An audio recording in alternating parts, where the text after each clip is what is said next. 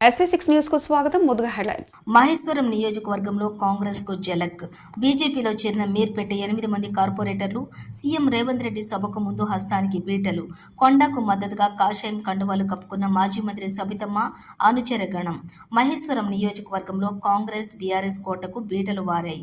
Meerpet corporation నుంచి 8 మంది కార్పొరేటర్లు బీజేపీలో చేరారు. నియోజకవర్గం ఇన్ఛార్జి అందెల శ్రీరాములు యాదవ్ సమక్షంలో చేరారు.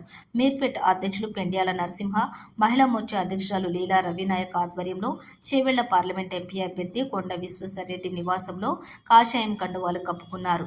ఈ సందర్భంగా కేవీఆర్ మాట్లాడుతూ ప్రధాని నరేంద్ర మోడీ పరిపాలన దక్షత చూసి యావత్ దేశ ప్రజలు బీజేపీకి బ్రహ్మరథం పడుతున్నారని హర్షం వ్యక్తం చేశారు. మీర్పేట్ కార్పొరేషన్ నుంచి కాంగ్రెస్, బీఆర్ఎస్ నుంచి పెద్ద సంఖ్యలో కమలం పార్టీలో చేరడం శుభ పరిణామమన్నారు. అంతకుముందు అందెల శ్రీరాములు మాట్లాడుతూ మహేశ్వరం నియోజకవర్గంలో పర్యటించే సీఎం రేవంత్ రెడ్డి ఇచ్చిన హామీలను నెరవేర్చాలని డిమాండ్ చేశారు. సాయంత్రం జరిగే రోడ్ షోలో CM Revanth Reddy BMC, AMC road వెడల్పు ఎంతో చెప్పి ర్యాలీ చేయాలన్నారు. కందుకూరు మండలం ఫార్మాసిటీపై కాంగ్రెస్ నేతల గందరగోళ ప్రకటనలతోటి రైతులు, స్థానికులు ఆందోళనలో ఉన్నారని శ్రీరాములు ఆవేదన వ్యక్తం చేశారు. ఈ కార్యక్రమంలో రంగారెడ్డి జిల్లా అధ్యక్షులు బొక్క నరసింహారెడ్డి, కన్వీనర్ ఎల్మేటి దేవేందర్ రెడ్డి, రాష్ట్ర కార్యవర్గ సభ్యులు కోలన్ శంకర్రెడ్డి, రవినాయక్ సహా బీజేపీలో చేరిన కాంగ్రెస్ కార్పొరేటర్లు వేముల నరసింహ, ఎడ్ల మల్లేష్, ముదిరాజ్, జిల్లెల అరుణ, ప్రభాకర్ రెడ్డి, వి ఎల్లమ్మ సహా బీఆర్ఎస్ నుంచి ఇంద్రావతి రవినాయక్, విజయలక్ష్మి రాజు, ధర్మకార్డు జ్యోతి, కిషోర్ కార్పొరేటర్లు ఉన్నారు. గౌరీ కార్పొరేటర్లు కిషోర్ ఉన్నారు.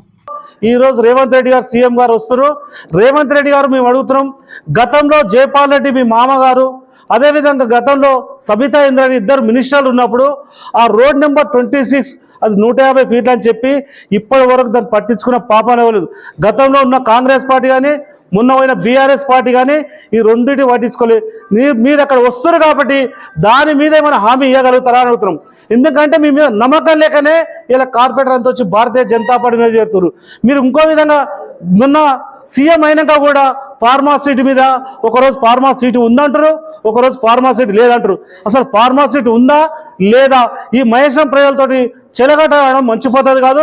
అదేవిధంగా మీరు మెట్రో తీసుకొస్తామంటారు కందుకూరు వరకు, అది ఎప్పటి వరకు చేస్తారు?